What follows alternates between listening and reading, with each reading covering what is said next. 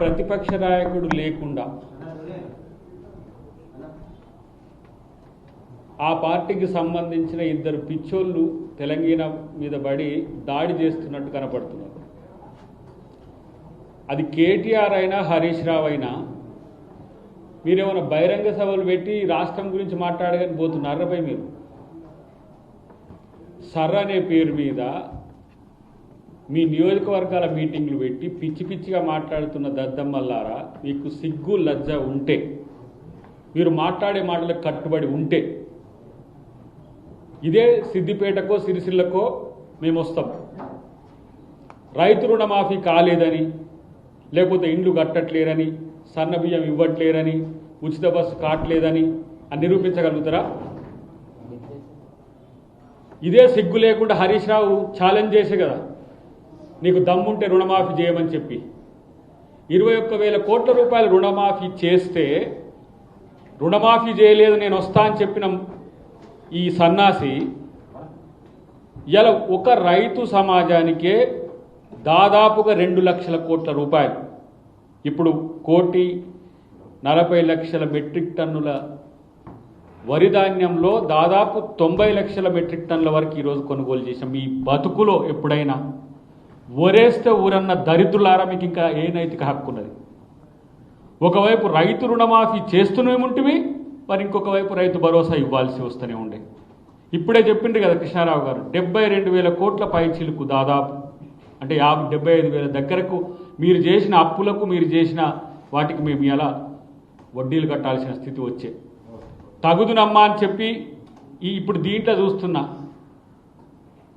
Pink కలర్లో పెట్టేసి ఏం చెప్తుండో వానికి అర్థం కావట్లేదు కేటీఆర్. ఏంద్ర నీ పవర్ పాయింట్ ప్రజెంటేషన్ దరిద్రుడా, ఏంది చెప్పు, నీకు అర్థమవుతుందా? కనీసం తలకాయ ఉందా నీకేమన్నా? ముఖ్యమంత్రిని ఇష్టం వచ్చినట్టు మాట్లాడే పరిస్థితి వస్తే ఖబర్దార్, నీ అయ్య నుంచి మొదలు పెడితే నీ కింది వరకు కూడా ఒక్కొక్కరిని మరి చీల్చి చెండాడే ప్రయత్నం చేస్తాం. పనికిరాని మాటలన్నీ మాట్లాడుకుంటా నువ్వు ఒక మనిషి, నీకు ఒక రాజకీయం. ప్రతిపక్ష నాయకుడు లేడేంది అని అంటే రాడు అని అంటారు. అసలు నేను అంటున్నా ఈరోజు మళ్ళీ తెలంగాణ సెంటిమెంట్కి మేమే బాధ్యులం అంటారు కదా. మీ బతుకు భారత రాష్ట్ర సమితి ఎందుకు మారింది? మళ్ళీ తెలంగాణ సెంటిమెంట్, ఎవడొచ్చి ఇక్కడ కొట్లాడినా సరే, వాడొచ్చి కొట్లాడినా, వీడొచ్చి కొట్లాడినా వీడు ఉండడు, మళ్ళీ మేమే కొట్లాడాలి. భారత రాష్ట్ర సమితి అని గుణాత్మకమైన మార్పు అని చెప్పి దేశవ్యాప్తంగా మేము విస్తరించాలని పోతిరి, ప్రజలు బండకేసి బాధంగానే మన వెనకకి వచ్చేసి అలా మేము తెలంగాణ అంటుంటారు. మీరు తెలంగాణ వాళ్ళు కారు, రాసుకోండి. ఇప్పుడు ఒక తెలంగాణ ఉద్యమకారుడిగా, తెలంగాణ ఉద్యమకారుల కమిటీ మెంబర్గా నేను ఈరోజు చెప్తున్నా, బీఆర్ఎస్ పార్టీలో తెలంగాణ నాయకులు ఉండొచ్చు, తెలంగాణ ఉద్యమకారులు ఉండొచ్చు, కానీ కల్వకుంట్ల కుటుంబం తెలంగాణకు సంబంధించింది కాదు ఇప్పుడు. ఎందుకంటే ఎందుకు భారత రాష్ట్ర సమితిని మార్చిండ్రో ఇలా తెలంగాణ సమాజానికి మీరు చెప్పాల్సిన అవసరం ఉంది. లేకపోతే ఈ ఒక ఆయన పొట్టి ముక్క ఆయన, పొడుగు ముక్క ఆయన తిరుగుతూ ఉన్నారు కదా, ఇటొకళ్ళు అటొకళ్ళు బావమర్దులు పంచుకొని. భారత రాష్ట్ర సమితి అని పెట్టుకున్నందుకు మీరు ముక్కు నేలకు రాయండి. తెలంగాణ ప్రజలకు నమ్మించి ద్రోహం చేసిన ద్రోహులు మీరు తెలంగాణ రాజకీయాల్లో. మీరు ఇవాళ వచ్చేసి మళ్ళీ ముఖ్యమంత్రి అది చేయలేదు, ముఖ్యమంత్రి ఇది చేయలేదని ఎన్నిసార్లు చెప్పినా మీ గాయలు పడుతున్నామని మమ్మల్ని అంటున్నారు జనం. నేనంటున్నా ఇలాంటి పిచ్చివాగుళ్ళు బంద్ చేసుకుంటే మంచిదని చెప్పి హెచ్చరిస్తున్నాం. ఏం చేస్తారు? ఒక ఆయన అన్నాడు, సార్ వాళ్ళు అట్నే మాట్లాడుతుంటారు, వాళ్ళు ప్రాపగండా చేస్తుంటారు, వాళ్ళు మాట్లాడుకుంటూ పోతా ఉంటే మీరు సమాధానం చెప్పుకోవాల్సిన రావాల్సి వస్తుంది అని అంటే, ఒక దశ దాటినాక పిచ్చోడు అని తెలిసేసినాక ప్రజలు ఎట్లా చూస్తారు? మొదటి పిచ్చోడు కేటీఆర్ అయితే పోటీ పడుతున్నాడు మనోడు హరీష్ రావు. బీఆర్ఎస్ పార్టీని పిచ్చోళ్ళ సంఘం చేయకుర్రా నాయన. ఒకరోజు ఆ పార్టీలో తెలంగాణకు కొట్లాడిన వాళ్ళు ఉన్నారు, వాళ్ళు మీరు అవకాశాలు ఇవ్వకపోవచ్చు కాక, కానీ మీ కుటుంబం కోసం మొత్తం తెలంగాణను నాశనం చేస్తే మిమ్మల్ని బండకేసి బాధితే ఇప్పుడు మేము తెలంగాణను కూడా తిరుగుతున్న పరిస్థితి వచ్చింది మీకు. ఈ దుస్థితి మేము తెలంగాణ కొరకు కొట్లాడమని చెప్పుకోవాల్సిన దుస్థితికి ఇలా బీఆర్ఎస్ పార్టీ వచ్చింది. ఒకడు అంటాడు కేసీఆర్ లేకపోతే తెలంగాణ వచ్చేది ఏందని. నేను అంటున్నా కేసీఆర్ తెలంగాణ రాకుండా చూస్తానికి ప్రయత్నం చేసిండు. ఒక తెలంగాణ ఉద్యమకారుడిగా తెలిసిన అంశాలు నేను చెప్తున్నా. 100 సీట్లు 15 ఎంపీ సీట్లు వస్తే తెలంగాణ అదే వస్తుందని కరీంనగర్లో డిక్లేర్ చేసుకొని అటువైపుగా పోయినప్పుడు కదా జేఏసీ మొత్తం దాన్ని పూర్తి స్థాయిలో మార్చి ఏ విధంగా సాగరహారం పెట్టింది, ఏ విధంగా సంసద్ యాత్ర పెట్టింది, ఏ విధంగా సడక్ బంద్ పెట్టింది. ఏ ఒక్క ప్రోగ్రాంలో కేసీఆర్ ఉన్నాడా? చివరి సంవత్సరం మొత్తం రాజకీయాలు చేయడానికి ప్రయత్నం చేసి జగన్తోని కలిస్తే ఉప ముఖ్యమంత్రి అయితేనా, చంద్రబాబుతో చేస్తే ఉప ముఖ్యమంత్రి అయితా అని చెప్పి రాజకీయాల కోసం దిగజారుడు ప్రయత్నాలు చేసినప్పుడు కదా అదే సాగరహారంలో ఏ విధంగా జనాన్ని చూసి సోనియా గాంధీ గారు స్పందించి కేసీఆర్ మనతో పొత్తుకొని వస్తే జనమిట్లో వచ్చిందంటే ప్రజల్లో ఉద్యమం ఉందని చెప్పి తెలంగాణ కొరకు ఆల్ పార్టీ మీటింగ్ పెట్టి యూపీఏ పార్టీలన్నిటి పెట్టి చేసింది గుర్తులేదా?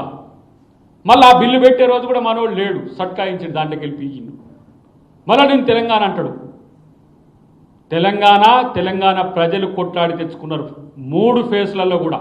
ఈరోజు మేము ఉద్యమకారుల కమిటీలో మేము వాళ్ళని గుర్తిస్తుంటే మాకు దుఃఖం వస్తున్నది, ఒక్కొక్కల కొట్లాట చూసి, చావులు చూసి. ఇదే హరీష్ అంటోడు, ఆ కేసీఆర్ అంటోడు నీకు చెప్పుంటాడు ఏమని, నువ్వు కిరోసిన్ పోసుకో సెంటిమెంట్ రగులుతుంది, ఇంకొకడు ఎవడైనా ఎక్కడ కిరోసిన్ పోసుకుని చస్తాడని.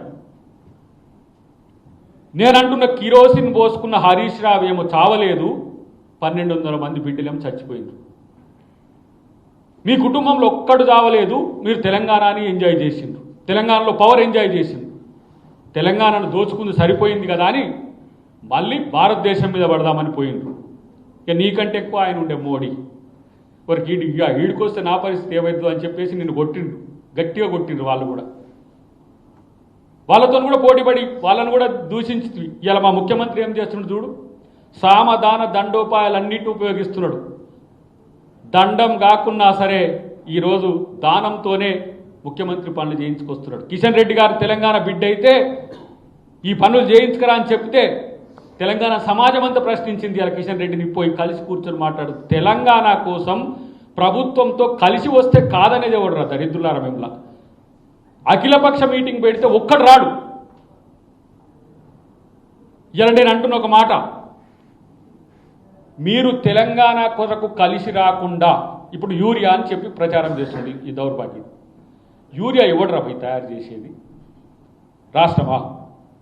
రైతులను రెచ్చగొడటానికి యూరియా ఎవడు తయారు చేసేది? కేంద్రం ఇవ్వాలి. బీజేపీ పాలిత ప్రాంతాల్లో రాకపోతే వాళ్ళ దగ్గర గొడవలు అవుతాయి, కానీ రాకుండా ఉంటున్నాయా? బీజేపీ అలయన్స్తో కూడా ఉన్న రాష్ట్రాల్లో యూరియా వస్తుంది, మరి తెలంగాణకు ఎందుకు రావట్లే? ఇది ప్రశ్నించడు. ఇలా రీజనల్ రింగ్ రోడ్కు సంబంధించి పర్మిషన్స్ రావాలి, స్పందించరు, కామ్గా కూర్చుంటారు. ఇలా మెట్రో విస్తరణకు ఇవాళ స్పందించరు. కేంద్రం మీద మాట్లాడే దేనికి బీఆర్ఎస్ స్పందించదు. రాష్ట్రం మీద ఎందుకంటే వాళ్ళు కేంద్రం అంటే మళ్ళీ ఉన్న కేసులు ఏమన్నా తిరగదోడి మొత్తం పెడతారేమో అని. చివరికి ఇంతకుముందు జరిగే కదా, బ్యాంకుకు సంబంధించిన అధికారులను కూడా బెదిరించో, లొంగ తీసుకోనో, ఫోన్ ట్యాపింగ్లు చేసుకోనో, వేలం జరుగుతున్నప్పుడు కామ్గా ఉండి తర్వాత నువ్వు రెస్పాండ్ కానీ. హెచ్యూ భూములకు సంబంధించిన అంశంలో కూడా అదే జరిగింది కదా. అంటే రాష్ట్రానికి సంబంధించి నిధులు రావద్దు, వస్తే ఏంది ఏదో ఒక పథకం నెరవేరుస్తాడు, మళ్ళీ మంచి పేరు వస్తుంది. అట్లా రాకుండా ఉండాలని ఇంత నల్లి కుట్లేసాలేదు.